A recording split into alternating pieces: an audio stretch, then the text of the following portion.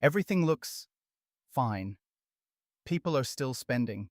Stores are still busy. The economy hasn't crashed. But underneath that, something is quietly breaking. Because behind the scenes, consumers aren't using income anymore.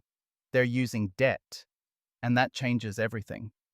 For the past year, the economy has been surprisingly strong. Spending stayed high, jobs remained stable, growth didn't collapse. And that confused a lot of people. Because with higher interest rates, that shouldn't have happened. But now we're starting to see why. It wasn't strength, it was support from somewhere else. Here's what the data is quietly showing. Credit card balances are at record highs, delinquency rates are starting to rise, and savings from the pandemic era mostly gone. That means consumers are shifting from spending what they earn to spending what they can borrow. And at the same time, interest rates on credit cards are sitting near 20% plus, so every dollar spent today becomes more expensive tomorrow.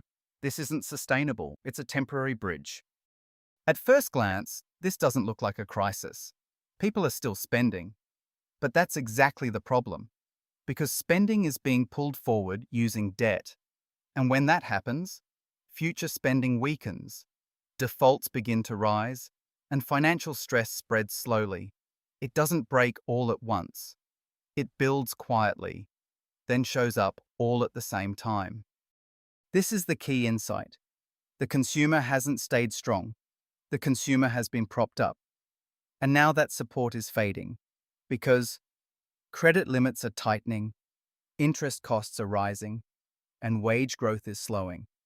So the system is starting to hit a wall, and when the consumer slows down, that impacts everything. Retail, housing, corporate earnings, markets. If this trend continues, here's what to watch. Spending starts to slow, companies report weaker demand, layoffs begin to rise, and markets reprice growth expectations. Not instantly, but gradually. And by the time it becomes obvious, most of the move has already happened. So the economy didn't stay strong by accident. It was supported by debt. And now the real question is, what happens when that support runs out? If you want more breakdowns like this, subscribe and stay ahead of the shift. And as always, this is not financial advice.